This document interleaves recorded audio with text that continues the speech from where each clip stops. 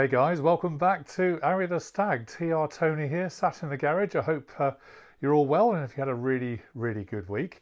Behind me you can see the Stag heater control box, which I know I've looked at fairly recently, and we did run through a few kind of key points about it. I'll do that very quickly again, but I just wanted to show you because we had a few questions about the heater control valve itself, which is notoriously tricky on the Stag. They're always getting stuck and corroded inside whatever, and then they don't work. You can't either open or close them, and they jam up. So it's obviously part of the cooling system. It's on the heater matrix, which I'll just show you in a minute, actually up inside your left foot in the footwell of the Stag, and there is a technique for getting that out, and I'll show you that in just a second. In fact, I'm going to do better than that because Stephen Bradbury very kindly a few weeks ago sent in a few videos of him actually doing a job on his Stag heater box. So I think we'll take advantage of that, Stephen. Thank you very much, and we'll show you what he did. But let me just have a quick walk around on the one on the bench here, just to remind ourselves, and then we'll go to Stephen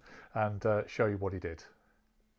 Okay, so as promised, here's the UNY 49M heater box in all its glory. We talked you through how all these levers worked last week, and I know Stephen will talk about those in just a second.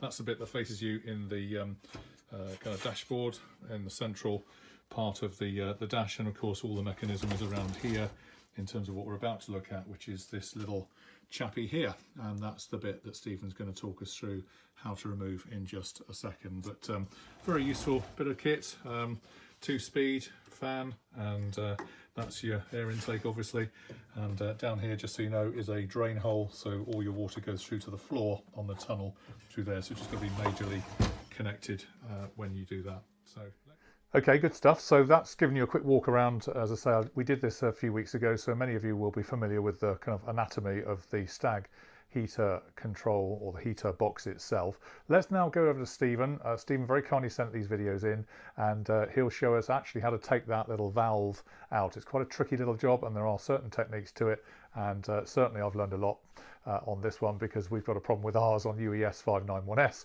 and I need to do exactly this job on mine. So without further ado, let's go and have a look at Stephen and see what he did. Okay, just to show you inside the access where the clip is, this is the clip here.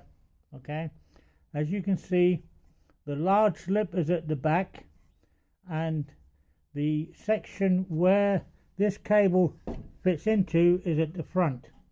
Okay, as you can see, my cable has actually come out, so what needs to be done is the clip released, if it hasn't already released, the cable brought slightly forward, okay, and the clip back into place.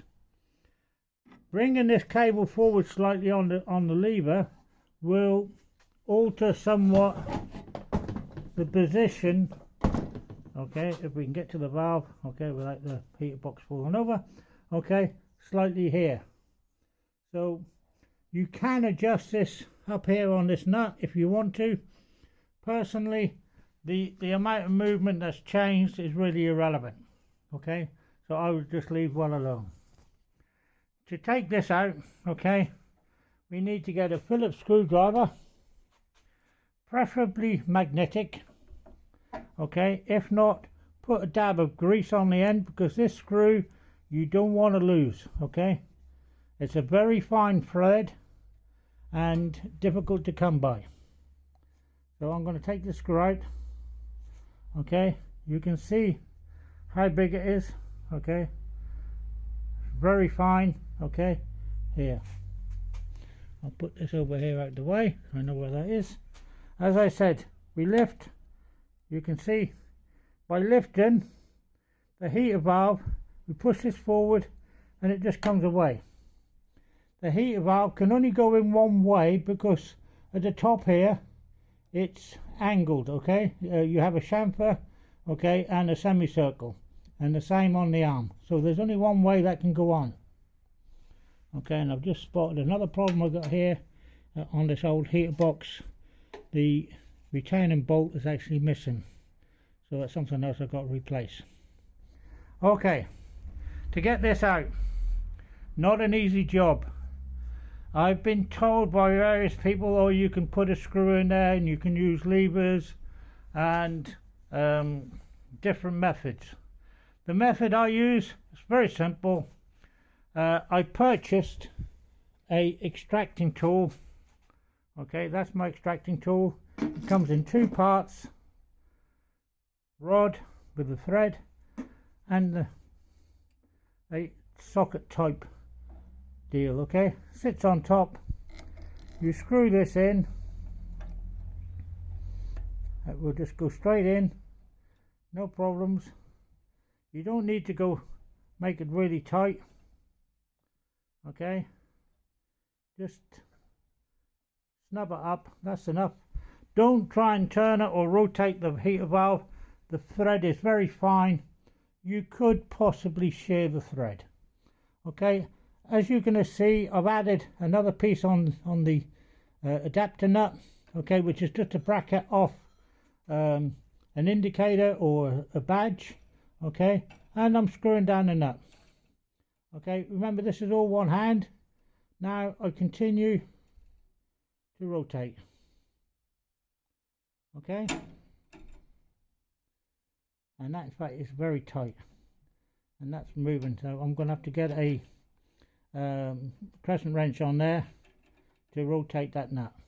Okay, back we go again. I've removed my little adapter, which sod's law, this time it didn't work. On every time I've done this before, I've managed to extract the heater valve using that small adaptation I made, and I'm going to use a 1/2 inch spanner on this nut. Okay, so again I'm going to try this one-handed on. Okay, just allow nature to take its way nice and slowly, and as you can see I'm now undoing or doing up the nut, okay, which is in turn lifting the valve and into that chamber. It's not an easy job, this video lark, when you're only one person.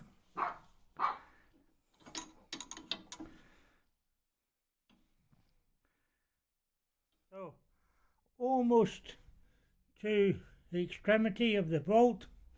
Okay, as you can see, just the last few turns here. Again, trying to hold the heater box so it doesn't fall over.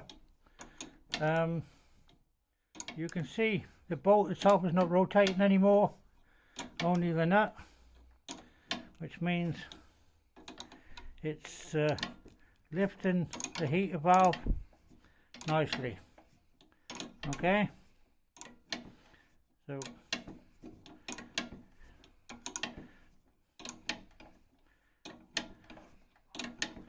again, it's much easier when this is in situ, believe it or not, because the heater box can't move. I've got it balanced on a box, so it's not quite so easy for me. I'm just using one hand. Okay.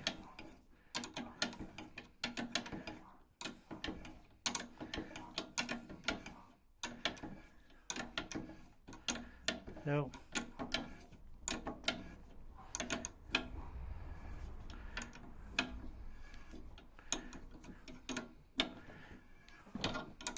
hopefully it will be out shortly.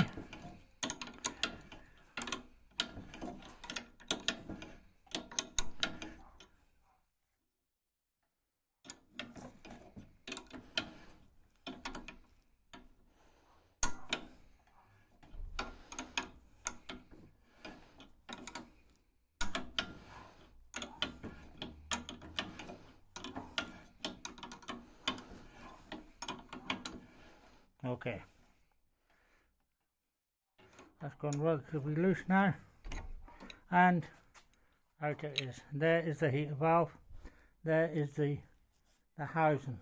Okay, just to show you, bear with me, I will move the retainer nut. One pretty stiff, probably the stiffest heater valve I've had to extract. I don't think you'd have got this out without one of these tools. Okay, very poor condition. Needs to be cleaned up. The O-ring needs to be changed, and the inside needs to be cleaned. Cleaning the inside, okay, only rotary action with a fine emery cloth, okay, should be done. Don't go up and down, because you could score the sealing face for the O-ring. On the heater valve itself, it doesn't really matter, because it's the O-ring that forms the seal. Okay, and that's true Blue Peter magic. Here's one I did it earlier. Okay, so that's all ready to go back in. It's been sitting around for a long while. It just needs to be re-cleaned again. Okay, and that will just drop back in there, and you'll find it's very easy to go in once it's all been cleaned out. I hope you liked the video, Tony.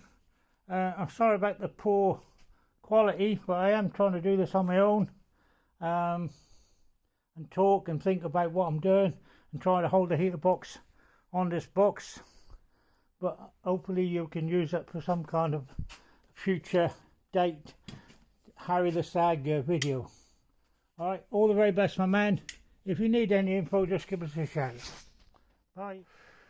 All right, guys, so thanks very much for that. Hope you found that useful. I know several people were asking for the heater control valve video, so hopefully that's satisfied the need and given you a few insights. I've certainly learned from that, and thank you very much, Stephen, for sending those videos in. It's been really, really helpful. Often it's tricky, I know, when these things are under the footwell, up underneath the dash, to get your head around, but if you can see it in the raw like that on the bench, and as in Stephen's vid, then it gives us some insight as to how to go about changing this very tricky component that can cause lots of jip when they're not right. Okay, so thank you very much for that, Stephen. We'll be sending you an Arry the Stag set of gifts in the post to say thank you, and the Arry the Stag bobble app, which I'm sure you're familiar with. That is only available to those who do good stuff for the channel. So Stephen, thank you very much. That'll be wending its way to you. And just remains for me to say thanks very much for watching. Hope you're enjoying the Classics Dream, sharing the Classics Dream with us on Arry the Stag. We're having great fun doing it. If you've got videos or pictures that you want to send us, please do so. We may well feature them on the channel in the future. And also don't forget, we have our Saturday Sockets email going out. It's a free email every Saturday, so sign up for that, and you can get some more off-camera shenanigans on a Saturday morning, which kicks off the weekend quite nicely. Good stuff, guys. Well, have a great one, and we'll see you online on Arry the Stag very soon. Cheers for now.